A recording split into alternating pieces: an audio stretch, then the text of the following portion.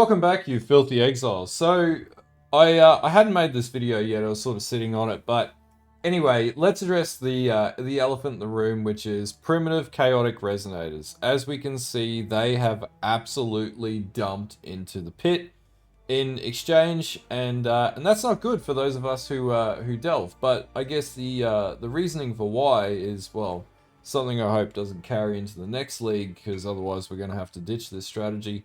But let's talk about why this has happened. Okay, so it's a combination of two things in particular, with a few other things on the side. So number one, you can juice this with Scarab of Adversaries. You can juice this with Scarab of Adversaries, which I'll put up on the screen just there. And basically this increases the number of packs with mirrored rare monsters, which is what you want. But ultimately, it's due to the inclusion of the All-Flame Ember of Sulphite, which is now in the game. And basically what this then synergizes with is a node on the Atlas passive tree, which is called Mining Byproducts, which means that sulfite veins and chests in your maps have 10% chance to gain also an equal amount of Azurite. And basically what people are doing is just absolutely super juicing their maps up, heaps of packs, which then spawns a ton of the monsters that spawn from the Oriflame, and we'll run one in a moment. And then basically they use the node Mining Byproducts to then basically absolutely cheese an amount of Azurite, which requires them not to have to go into Delve at all. They never have to step foot in Delve, and then basically you just go straight to Nico and you purchase straight up one socket resonators from Nico. What that means is that you can now buy shitloads of resonators without ever stepping a foot in Delve, and that has absolutely eviscerated the market for those people who are juicing on it. And you can sell, I think it's like 300 resonators or something like that to one div. So for context, it was like 70 resonators, 50 to 70 resonators last league per div, which is completely disappointing that the league mechanic has absolutely bricked an entire mechanic in the game, essentially. And that really limits a lot of players who sort of relied on delving as a really simplistic strategy to make easy early currency. But it is what it is for this league. Hopefully it doesn't sort of echo into next league for now. But anyway, let's run a map and I'll show you exactly what this looks like. Okay, so I'm not super juicing this one for argument's sake, just because I don't have the investment required to do that. I haven't got like all the crafting mats and all the patience to spend like 10 hours trying to trade, because one of the biggest disadvantages of the Scarab market now is spending like hours on end in trades trying to somehow get people to trade with you, which hopefully gets fixed in a future league. So anyway, we're just going to load up a Defiled Cathedral. Ideally, you want like an 8 mod with a lot more stuff going on. And I've got a monstrous lineage as well, which increases monster pack size, which is going to enhance this further. We'll just switch out to some faster gear. And so we've got our Sulphite of All-Flame, or All-Flame of Sulphite sitting here. And then we basically want to slap this onto a high-density monster pack, right? So pack size 12 to 21, high density. Bam! So 9 to 14. Good. And so now that's going to spawn an absolute ton of sulfite golems for when we go into the map. So in my case, I have delirium in my maps. But basically, we're just going to blast through. And you'll see the amount of sulfite that you also get from this. Like, I've got a 55,000 sulfite cap on mine right now, because I use Delve. And we'll talk about how to make straight up currency in Delve shortly.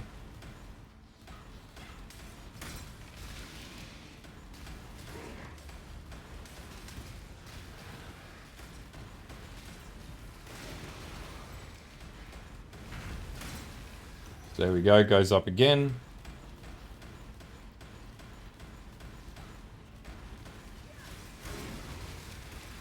As you can see, 42,000 now. Basically, we can run one map and just make an absolute ton of sulfite. We'd never have to literally, you just have to run one map to get back into Delve, which is one good advantage of the league.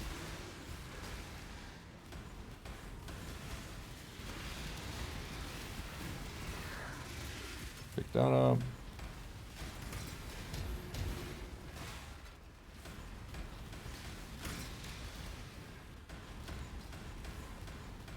So as you can see, there's a fair bit that's going to drop from this. And this isn't a very densely packed map either, so it's not very juiced.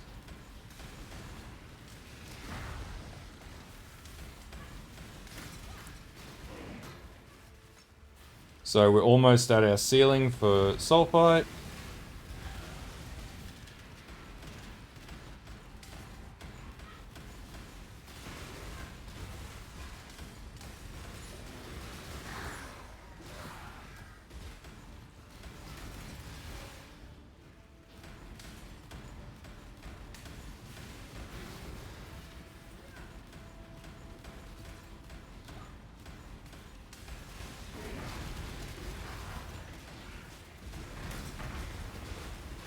So there we go, we just hit our cap. So we went from 33,000 to 55,000 within one map.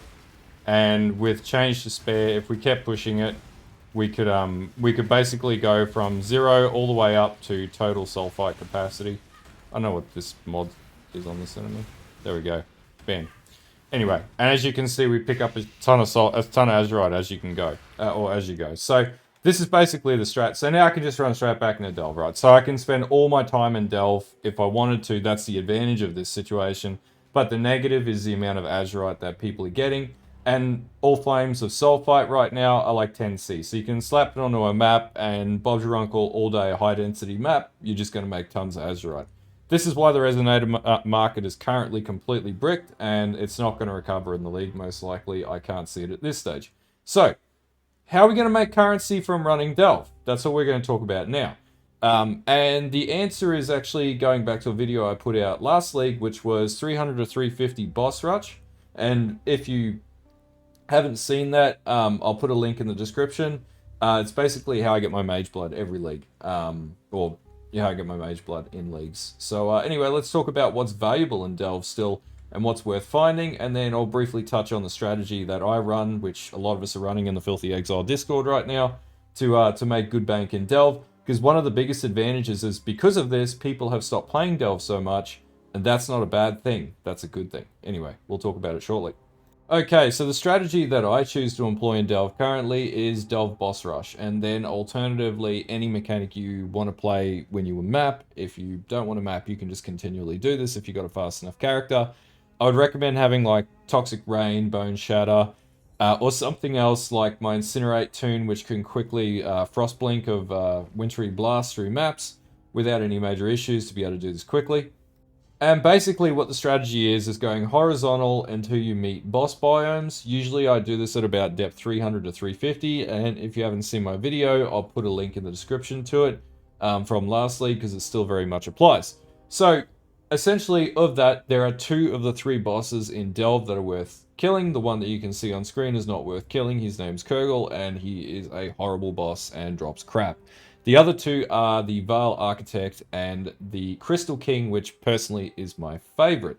And the reasons being will be on the next table that I'll show on screen. Okay, so from the Crystal King, which ideally is the best boss out of all the bosses in Delve, you have a few items that drop. One in particular that I'd say is like 8 out of 10 drops in my experience is the All's Uprising Amulet. Now, the beauty of this amulet, for anyone who doesn't know, is it grants a major aura with no reservation, which allows you to run a whole entire extra aura at no cost. Now, there are a number of different ones. You can get bad ones, like Vitality and Clarity, and that really is just down to bad luck. Now, the drops aren't dictated, as far as I'm aware, based on the depth, so if you farm a Crystal King greater than 130 or 110, you have a chance to get a 18 div envy as much as you have a chance to get an 18 div envy at 2000 delve. That's my understanding, but I could be wrong about that. Though I've never experienced, like I've had terrible amulets drop in deeper delves and better amulets drop in earlier delves, which tends to be the consensus as we have a boss killing channel in the Filthy Exile Discord. So anyway, I've put the prices together currently as at today's date. So Envy's net 18 div, Malevolence is 11 div, Haste is 8 div, Determination's 8 div. These have dropped as well, and most likely will potentially go up as players drop off later in the league.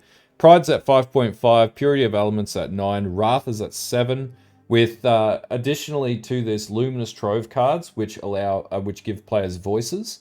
And currently in Delve, that is the only place where you can get that card. They sell for currently 1.5 div, so they're very expensive. Or around 250 chaos from my understanding of the market. And then Crowns of the Tyrant, which because Spectres again are pretty good this league, they're looking at about, and minions as well, they're looking at about 5 div, and these prices fluctuate constantly based on demand. Simply, there isn't enough players that are farming Delve to find these, so they tend to stay pretty valuable. Even though I put a video like this out, it won't make too much of a difference. Again, I could be wrong, depends on how many people click on this video. Now, from the Vaal Architect, pretty consistently people are getting Curiosities of the Vaal. And the reason why this, and this is 12 div, the reason why this fragment's so good is this leads to the boss fight that gives you the Adorned, and Adorned sell for good bank as well. So Curiosity of the Vaal can only be achieved by either this means, or there's a Divination card which gives you a random chance, but it's more reliable to kill Vaal Architects. And the beauty of that is Vaal Architects can spawn pretty early in Delve. I think it was like 80 to 90 or even sooner than that. So you can do them at a really low depth, given that you can blast Delve quickly enough. And the other obvious one is Doriani's Machinarium, which tends to go up to crazy prices as the league progresses, as do all of these sort of drops, because they get rarer and rarer, and they very much are RNG based. So there's no guarantee that you'll get them, but they're worth it. And also that the other items that drop in Delve are Precursor Rings, which at the moment the two most valuable are the Valley Sapphire Ring and the Putumbo's Mountain Topaz Ring. So one's 1 div and the Putumbo's Ring is 2.5 div. But again, these fluctuate. Now, if you craft these rings into Precursors and you get +1 Frenzy, GG, you've just made 25 to 50 div. Anyway, that's basically it that you get from the bosses. They're extremely profitable. But yeah, we'll talk about briefly the strategy that I deployed to run these. Now, there are other drops in Delve, such as +1 Spectre Chest from Necromancer sort of deposits. The other ones, the obvious is 4-socket Resonators, sell for like 23 to 30 C a piece from Troves. There are the higher value fossils as well that drop in Delve. So you've got your Glyphics and whatnot that sell pretty good in bulk, and these get more abundant the deeper down you go. So if you ask how deep delvers make currency, very simply, they just sell those in bulk because it's like every other node is a major fossil node, so it gets pretty profitable the further down you go. Outside of that, there's plenty of stuff that can drop in Delve that's really valuable around fractures as well. There are a lot of items that can drop in Delve with singular fractures that aren't available anywhere else. In particular, if you can get good fractures on amethyst rings, you're pretty much laughing. And in fact, I've sold a few of those for like 4 div this league. So that's another avenue that you can look at. Okay, so I make a lot of comment around Delve Boss Rush, but what is Delve Boss Rush? Well, last league I put out a video which was looking at moving from 300 to 350 depth Delve and basically looking for boss biomes. Now, the easiest way to do that is just having a character that can blast through the depths of Delve without any major hassles, and in fact that's what I do. So you can do this at pretty much any depth, but if what you can see is basically me blasting through Delve and finding biomes. So I found a Crystal King here, there was a Lich here, there's an Architect here, and then basically like you want to pick a depth that you can comfortably move at. And so in this case, you know, I'd be moving at like this depth, and then the idea behind this is as simple as it is. Look for a straight line and simply the quickest point, the quickest distance or the shortest distance between 2 points is going to be the quickest distance. And fundamentally, we're going to ignore side alleys, everything, and literally we're not even going to kill anything. We're just going to literally blast our way through. Now, something I did notice is the crawler tends to be a little glitch this league. So you can see there, it doesn't quite keep up when you hit corners. I don't know what they changed, but yeah, not happy about that. Basically, all you're going to do is just mindlessly blast between nodes, get to the node, kill everything in the node, and then move to the next node. So loot it, and then move on. And so on, so on. You would push to the next node. And as you can see, the reason why I say you need a fast character and a tanky character is because you can do exactly this. You just blast through enemies. You want to have a Quartz Flask with on hit, so you can phase through everything. Because we're just not worried about taking damage. We're not worried about slowing down. The second you slow down, you're not going to do well. And this strategy falls apart. Because basically, you know, there's a probability, the more distance you clear, the higher chance you're going to have to run into a boss. And that's going to give you a high probability of hitting a boss. Now, is this a surefire strategy? Are you going to get a certain boss drop every hour? Yes, you could get like 3 or 4 or 5 or 6 bosses in an hour, or you may get absolutely no bosses in an hour. But generally, the return that you're going to make off this is going to be okay. Is this the best strategy you could deploy to make currency? Absolutely not. There are tons of more consistent strategies. The thing is, like, you can still like blast through side alleys and things like that, still make a ton of bank. This strategy works for me every league. The reason being is it's basically no investment now with the current Atlas setup. And basically, it's just a mindless, like, chill-out strategy. If you want to, like, methodically spend 20 hours trying to trade with people just to set up maps, to juice up, like, 5 maps to an hour, you probably make 20 div an hour, maybe, if you're lucky, if you get the right drops. This is sort of like pump and dump and just basically smash bosses as they pop up. The other big advantage is the cities that you run into as well have a shit ton of currency in them as well. So like these, so these are worth farming because you'll get all other crafting mats that you'll need to do whatever you want. And then occasionally you'll have your different sort of your fossil nodes pop up. You know, and so you'd be looking for like Humid fissures, or in this case, Magma fissure, which has Ganix in it. And that's going to drop a Faceted fossil, which you can sell for like 30 to 50 C currently. Plenty of Necromancer nodes. You also want to hit up different nodes that have like curse rings or curse, you know, elemental bases.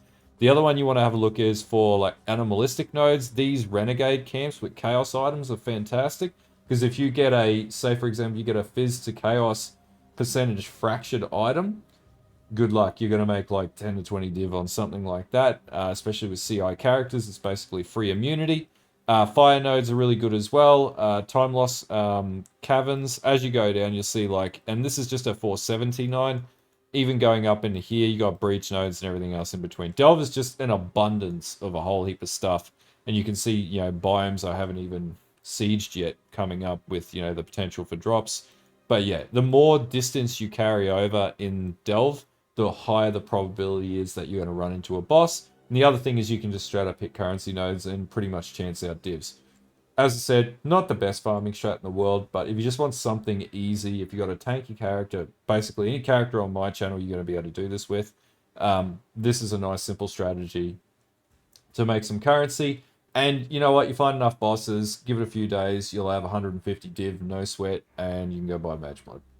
Take you about a week, and the worst case scenario, a week and a half to 2 weeks tops to farm up the currency if you're not sort of consistent enough. But yeah, it works, and it works for me. I do it every league. Yeah, and in the absence of Resonators, this is a great way to get around that. Okay, so I hope this answers the question of whether or not Delve's profitable. It still is. It never stopped being profitable. You look at the deep delvers, they're definitely using it to make currency. The deeper you go, the more currency you're going to make.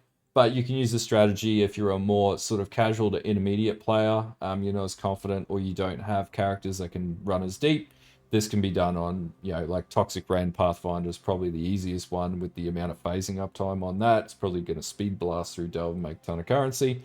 And I still have a lot of friends that do that. And should have no issues taking down like 300 to 350 depth Crystal Kings. Anyway, people are going to ask me next, how many div per hour? Entirely depends on how quick your character moves and how many boss biomes you hit. That's going to dictate how much you're going to make per hour. It could be 5 div per hour. It could be, you know, 30 div per hour. It just entirely depends on your drops and your RNG at the end of the day. But, you know, Delve is just a really fun mechanic. It's a lot more enjoyable than blasting the same old maps over and over again. And I just prefer this method than others. But like I said, it's not the best strategy in the world, but it's a strategy that does work. Anyway, if you like this video, don't forget to like and sub to the channel. Don't forget to follow the Twitch. Don't forget to follow the Twitter. And I think that's all the socials. Anyway, until next time, I'll see you guys on stream, and I'll see you guys later.